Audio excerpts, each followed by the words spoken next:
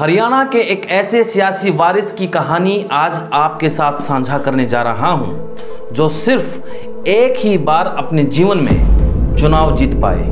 उसके बाद ना तो कभी उनको जीत हासिल हो सकी और ना ही अपने बाप की विरासत वो संभाल पाए। हरियाणा में इन दिनों एलनाबाद विधानसभा सीट पर उपचुनाव है। ऐसे में उस शख्स का जिक्र होना बेहद जरूरी है, क्योंकि उस सीट से उस शख्स का सीधा कनेक्शन रहा है।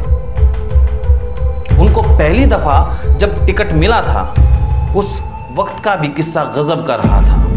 वो भी आज मैं आपके साथ साझा करूंगा। नमस्ते, मैं अनुज नरवाल रोहतकी और आप देख रहे हैं अलग भारत का स्पेशल प्रोग्राम किस्से कहानियां।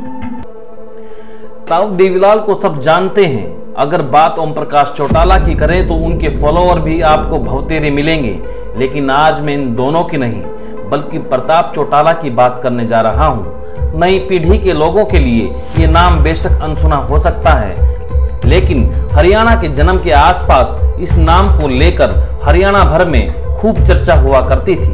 प्रताप चौटाला ताऊ देवीलाल के बेटे चौधरी ओम प्रकाश चौटाला के छोटे भाई थे। सियासी क ओपी चौटाला से पहले प्रताप चौटाला ने सीख ली थी। उन दिनों ओम प्रकाश चौटाला नहीं बल्कि ओम के नाम से जाने जाते थे। वे पारिवारिक जिम्मेदारी व खेती संभालते थे। कहानी तब की है जब ताऊ देवीलाल कांग्रेस में हुआ करते थे। उनके बेटे प्रताप चौटाला ने ग्रेजुएशन करके लॉ की डिग्री हासिल कर ली थी। 28 बरस की उम्र में प्रताप चौटाला सक्रिय सियासत में आ गए थे। पंजाब से अलग होकर हरियाणा एक स्वतंत्र सूबा बन चुका था। 1967 में हरियाणा में विधानसभा चुनाव होने थे।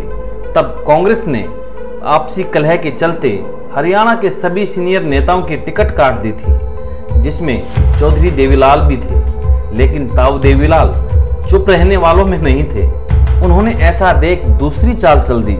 1967 के विधानसभा चुनाव में अपनी जगह अपने बेटे प्रताप सिंह को एलनाबाद विधानसभा क्षेत्र से कांग्रेस की टिकट दिलवा दी। लालचंद खोड़ को 2647 वोटों के अंतर से हरा प्रताप सिंह चौटाला एलनाबाद के पहले विधायक बन गए। आजाद उम्मीदवार लालचंद खोड़ बीए पास थे और अपने नाम के पीछे बीए लिखते थे, जिसका तोड़ प्रताप सिंह चौटाला के रूप में लोगों के सामने रखा गया था।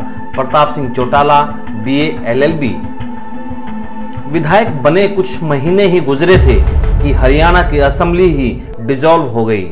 इसका कारण था कांग्रेस की कलह, जिसके चलते 1967 में भगवत दयाल शर्मा की सरकार राव वीरेंद्र सिंह ने गिरा दी थी।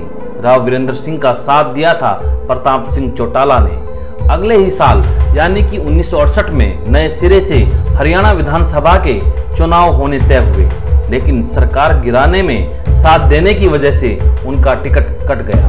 1968 में फिर दोबारा चुनाव हुए तो प्रताप सिंह चौटाला की टिकट काटकर ओम प्रकाश चौटाला को दे दी गई। यहां से ओम प्रकाश चौटाला बनने की शुरुआत हो गई। इस चुनाव में हरियाणा विशाल पार्टी के उम्मीदवार लालचंद खोड़ ने ओम प्रकाश चौटाला को हरा दिया। इसके खिलाफ ओपी चौटाला कोर्ट चले गए। कोर्ट ने इस चुनाव को रद्द करवा दिया। दोबारा चुनाव करने के आदेश दिए। 1970 के एलनाबाद सीट पर उपचुनाव हुआ। उसमें ओपी चौटाला जीत गए। यहां आपको बताते चलें कि ओम प्रकाश चौटाला कांग्रेस की टिकट पर विधायक बने थे। साल 1971 में ताऊ देवीलाल कांग्रेस से अलग हो चुके थे। साल 1977 में जनता पार्टी के झंडे के नीचे सियासी संघर्ष कर रहे ताऊ देवीलाल को झटका घर से ही मिला। प्रताप सिंह चौटाला ने अपने पिता से बगावत कर आजाद उम्मीदवार के रूप में पर्चा दाखिल कर दिया। चुनाव लड़ा, लेकिन हार लगी। कुछ वक्त के बाद फिर प्रताप सिंह चौटाला की घर वापसी हो गई।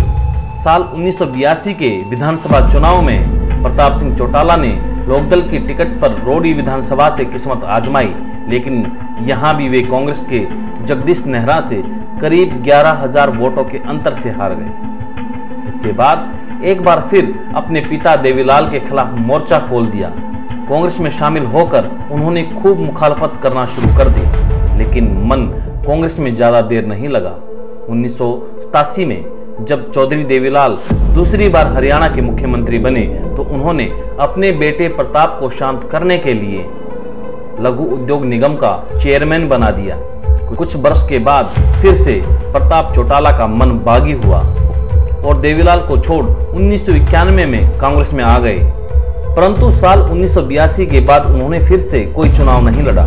2007 में प्रताप चौटाला ने भजनलाल की अगुवाई वाली हरियाणा जनहित कांग्रेस में शामिल हुए। 2010 में फिर से कांग्रेस में आ गए। प्रताप चौटाला की कांग्रेस, जनता पार्टी, इनेलो, भाजपा और हजका पार्टी में भी शामिल हुए थे। जनवरी 2013 में जब प्रताप सिंह के बड़े भाई ओम प्रकाश चौटाला को जेबीटी मामले में सजा हुई, तब वे ओम प्रकाश चौटाला के साथ दिखाई दी। 1 जून 2014 में उनका निधन हो गया। अब इनेलो का विभाजन हो चुका था और ओपी चौटाला के सगे पोते जेजेपी बनाकर सत्ता में भागीदारी किए हुए हैं। प्रताप चौटाला के बेटे रवि चौटाला और पुत्रवधू सुनैना चौटाला इनेलो स्टेट चीफ जनरल सेक्रेटरी महिला विंग हैं। आज किस्त में बस इतना ही। अगली किस्त में कोई और सियासी किस्सा आपके साथ शेयर करूंगा। आप इस प्रोग्राम को लेकर क्या राय रखते हैं कमेंट बॉक्स में ज़रूर लिखिएगा। आप हमारा वीडियो अगर YouTube पर देख रहे हैं या Facebook या किसी अन्य प्लेटफॉर्म पर, तो इसे सब्सक्राइब करें, फॉलो करें। नमस्ते।